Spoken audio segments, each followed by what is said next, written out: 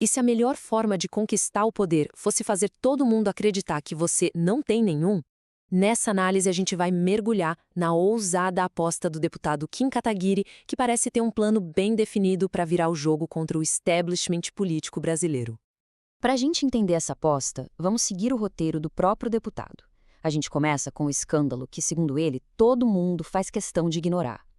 Depois, vamos ver como o movimento dele sobreviveu a vários ataques, por que ele bate tão forte no bolsonarismo e, no final, qual é o plano para crescer e, quem sabe, surpreender todo mundo. Bom, o ponto de partida de tudo é uma acusação bem séria. O discurso aponta para o que seria o maior escândalo em andamento no país, um que envolve diretamente o Supremo Tribunal Federal, mas que estaria sendo completamente abafado. Olha, a jogada aqui é muito clara: se posicionar como a única voz com coragem para falar do assunto. A alegação não é só sobre o escândalo em si, mas sobre um silêncio que seria muito conveniente por parte de outras figuras da direita. A ideia é que eles também teriam algo a perder se o assunto viesse à tona. A pergunta que o deputado joga no ar, na verdade, já vem com a resposta embutida, né? Para ele, é óbvio. O silêncio não é um simples esquecimento. Seria uma estratégia de autopreservação, um cálculo político feito por medo do que poderia acontecer. E aqui a gente começa a entender o porquê desse suposto medo. Segundo o discurso, a história não se limita a um lado só. Ela respingaria em todo o espectro político, de ministros do STF a líderes bolsonaristas. Isso criaria uma espécie de pacto de silêncio, sabe?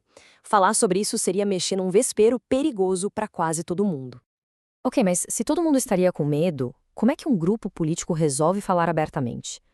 A resposta, de acordo com o discurso, está na própria trajetória de sobrevivência do grupo dele, o MBL. Essa linha do tempo serve para construir uma narrativa de resiliência. A mensagem é bem direta.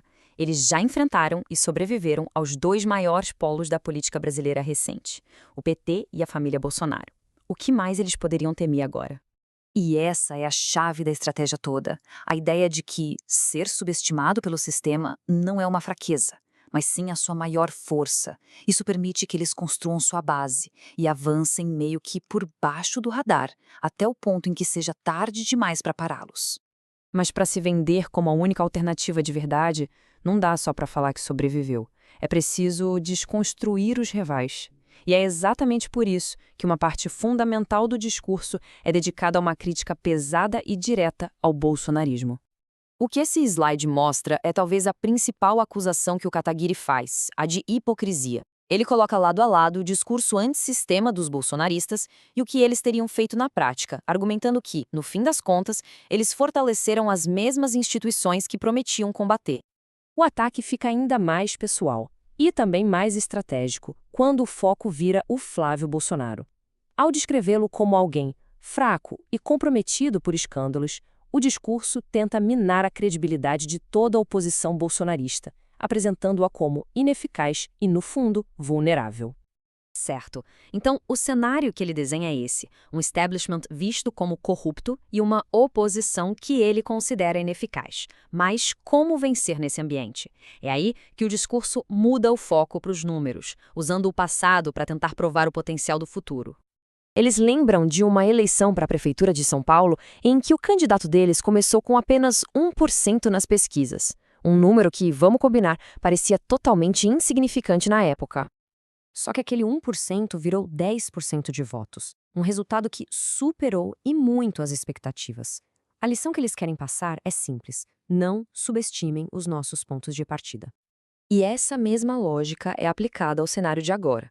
O candidato presidencial do partido já parte de 4%.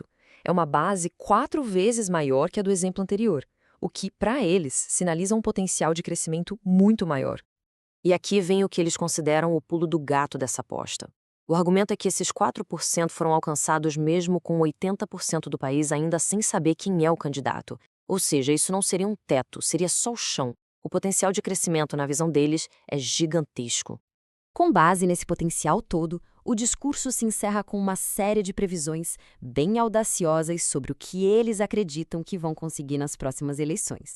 Eles praticamente preveem o choque e a surpresa da mídia e do sistema político, que na visão deles estão completamente alheios ao apoio real que o movimento estaria construindo longe dos holofotes. É quase um desafio, continuem nos ignorando para ver no que vai dar.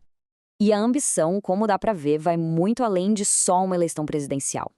O objetivo é construir uma força política sólida e influente no Congresso e nos estados, para tentar mudar o equilíbrio de poder no país de forma mais duradoura. E isso tudo nos leva à pergunta final, não é? Será que essa estratégia de se posicionar como a única força realmente antissistema tem fôlego para quebrar a polarização que domina o Brasil? Ou é só uma nova maneira de jogar um jogo que, no fundo, é muito antigo? Bom, a aposta está na mesa.